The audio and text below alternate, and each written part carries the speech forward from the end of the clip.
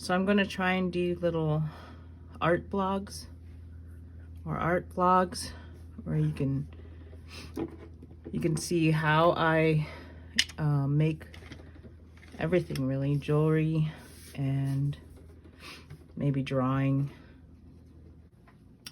Coffee.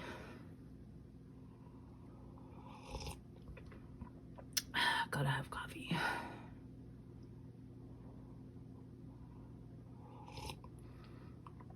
I miss the days where I could start my morning without coffee, but not anymore. So I'm gonna be making a pair of earrings. And I don't know if you wanna watch how I pick things out and even look at my bead collection. I could talk about my bead collection, how I go about picking which beads I'm gonna be using or materials I'm gonna be using. But these earrings started with these strips right here.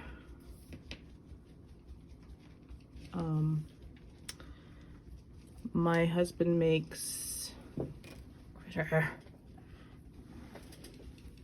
no, cat. I cut from scraps of leather left over for one of my husband's bigger projects.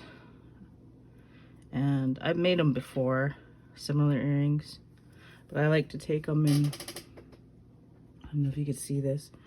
The leather is kind of like a beige tone when you first get it. And I went ahead and dyed it and stained it this brown color, which I really like. It's like a medium brown. And I'll show you what my plans were. The earrings look like this. And they'll hang like this, and I'm gonna go ahead and attach a bead down here. And these are the beads. And I love these beads. It's from a group of beads I bought from a Czech glass place. I don't know if you could see that.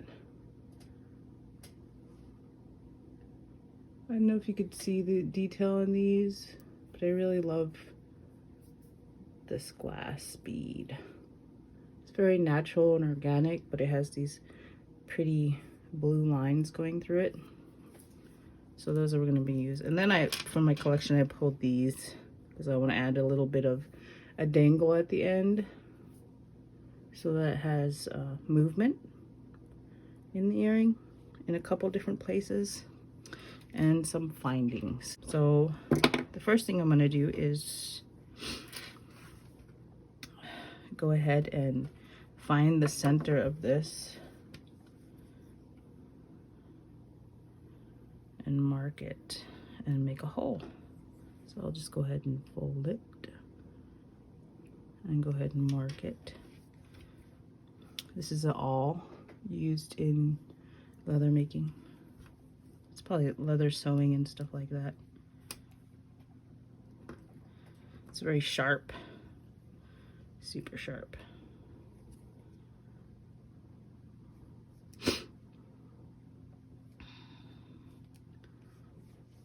You gotta excuse my sniffling because I have indoor allergies and they're really bad in the morning before I take a pill. And so I'm gonna make a little hole right there, and I'm gonna check to make sure that I didn't make it too big. Okay.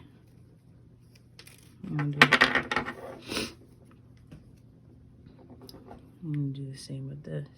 I don't know if I'm gonna always be able to do these little videos, but I'm gonna try and do them as much as possible so that you can see how I go about making them. So this is how it's gonna work. The little head pin has a flat end right here. It's gonna stop it from going through this hole like this. And then I'm going to attach this. Take my, I don't know if you guys can see this, what I'm doing here.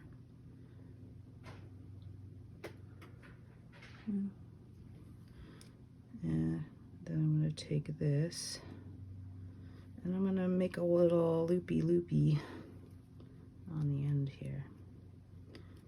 A little eye loop.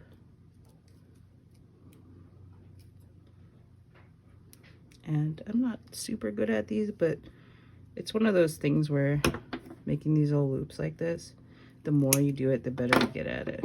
And sometimes I don't do it for a long time and they turn out really wonky, like this one, but I'm gonna see if I could use my pliers and squish it.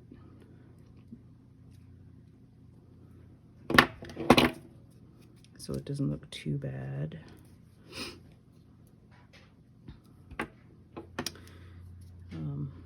At least it won't be super noticeable. So what you're trying to do with these guys, when you're working with wire or anything really, is you want to make sure there's nothing that will snag, or, you know, if I took my finger like this, I don't want to feel a sharp edge. And you see that, that's how that goes. So you could turn these to different directions. I don't know if you could see that. And I'll have to look back at this footage, but see how it's attached.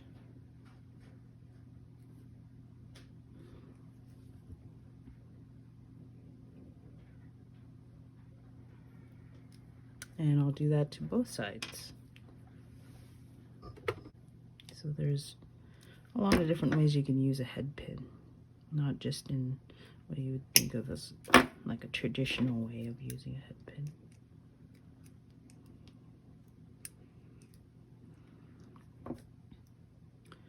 Sometimes it could be tricky, and having another pair of pliers really helps. And I could also talk about like the pliers themselves. Mine are very old and very cheap. You don't always need the most expensive things, though. You know, it's nice to use real expensive ones, but you don't always need them. So here's these two, what they look like. What these two look like. And now I'm going to go ahead and attach the top right here. And to do that, I'm using E6000 glue and these guys, which are, I think they're called ribbon clamps.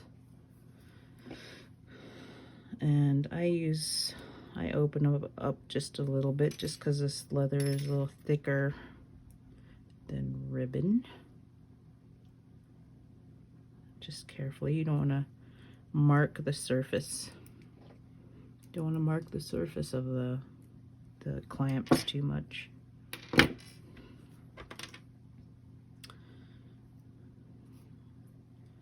And you don't really need the glue.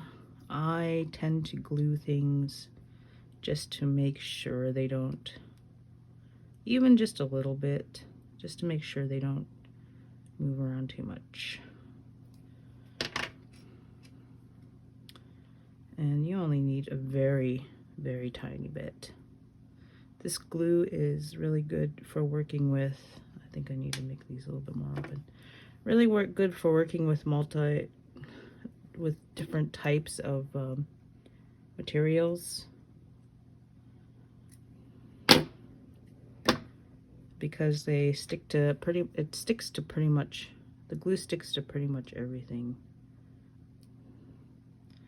I'm going to use my hands first to close that up. Kind of line it up where I want it. And I'm going to take this and gently try and get those teeth in to the leather a little bit. You don't need to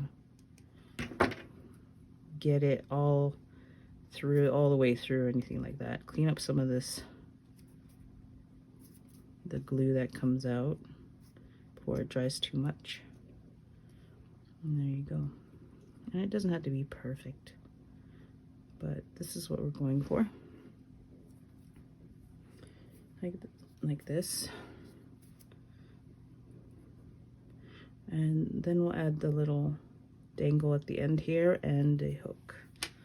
People get stuck on the idea that if you're going to be making jewelry, you have to be really, it has to be really complicated and elaborate and expensive to do. But personally, for me, jewelry is just kind of a way to relax and to create something pretty. I don't actually use that much jewelry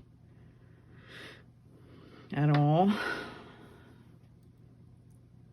but I love making pretty things. It's very relaxing, and I enjoy it when other people enjoy it. They like wearing them. It makes them feel pretty when they wear them.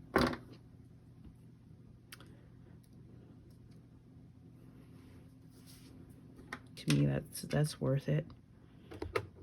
So now we're going to attach the little drops. These are sterling silver drops. So now I got to figure out which way I want this to hang. And we got to think of earrings as which side is going to be facing the viewer. So if you imagine somebody wearing it, are they going to wear it where you're going to see the hoop?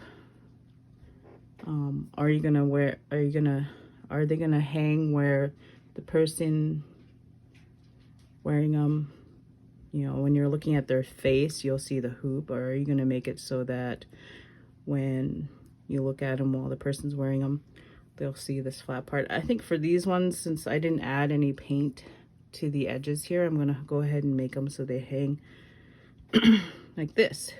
So I imagine as somebody is wearing this pair of earrings, that it's going to face, if you're looking at the person's face, you're going to see these earrings as a hoop, like so. And I might actually add a little bit of this blue color to the edge here, and I think that would be kind of cool. As you can tell, I don't actually plan out my earrings that well. I just kind of go with the flow, but I like how it turns out, where the little dangle at the end gives a little bit of movement. You don't want earrings to be too stiff. You want them to be nice and fluid, at least in some areas. But yeah, and then I'm going to go ahead and finish the other side, and then I'm going to add a ear hook. So I have a couple of these lever back ear hooks. They're silver plated. I do offer silver filled ear hooks and stainless steel if you do see something in my shop and you just don't want to use these types. I like them because they snap, they click, so they're less likely to come out of your ear. But it's a preference thing. I noticed that it's all the artists have their own ear hook that they really like to use, and this is just mine. So I've already determined that when you're looking at a person wearing these earrings, that you'll see the hoop like this. So I'm gonna try and figure out, okay, this is how it goes in. So this works out perfectly. All I have to do is add a jump ring. You can always add a couple jump rings of different sizes. Usually if I add more than one jump ring, I'm going to make them smaller, use smaller jump rings so they're less noticeable. I like using these ones because they're very thin. They're made with stainless steel, I believe, so they're really tough. They have a lot of tension in them. And there we have it, the finished earring. And I'll go ahead and grab some paint so we could paint this edge, try and get this color of paint. I think that would look pretty neat, don't you? I'm always losing jump rings. They shoot off into space and I can't find them, so I just vacuum them up later and before the kids run around. See how there's a little bit of movement? There's movement up here and there's movement down here. So this part's pretty solid. But as long as you got one or two places where there is some type of movement, it looks a lot better. It catches the eye. You know, earrings are made to show the personality of the wearer. So you want them to attract the eye to their face. Every time they move, a good way to do that is just to have movement. So I'm going to try and find some paint that works right here. Leather paint is pretty nice because it's non-toxic and easy to use when it's water-based. So I took a look around and I could not find a paint that was a leather paint that was close, but I did find the stuff, and this is just an acrylic paint, and you can use acrylic paints on leather. You shouldn't, it's pretty close. It's pretty close to that's way more green. So this stuff, I'm going to switch to this, I think. Pearl turquoise. This stuff is really shimmery and shiny and pretty. So I'm going to slap some of that on there. I can get it to come out. Another use for head pins. Unclogging paint. Maybe I'll make a mix of those two colors. So this should work out fine. It's not going to be worn like on the body or anything. There's not going to be a whole bunch of movement, so I'm not too worried about it. I mean, the leather is not going to move and bend too much. I'm just going to, it's really, really light. Let me add some more of this color.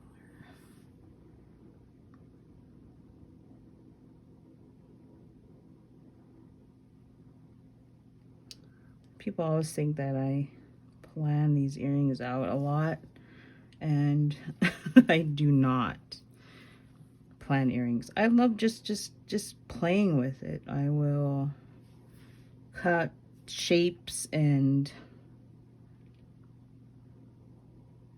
bend them around and poke holes in them and do all kinds of stuff to them and just experiment a little bit.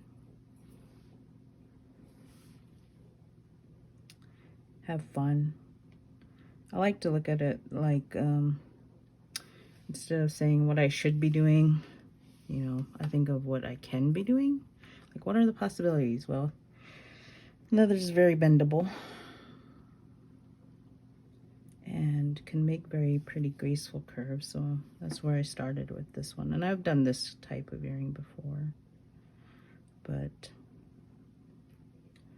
I haven't done the the painted edge, so this is neat. And you guys were there watching me. And I'm going to, let's see. Oh, and I painted on the wrong side, see? This is the front of the earring. So maybe I'll just paint it on both sides. How about that? That makes a lot of sense.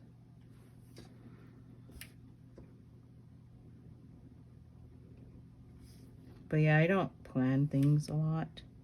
I like to play. Jewelry making for me is the way I relax and how I center myself. And what I mean by that is, you know, there's a lot of self-doubt in artists. In being an artist, there's a lot of self-doubt. You always wonder if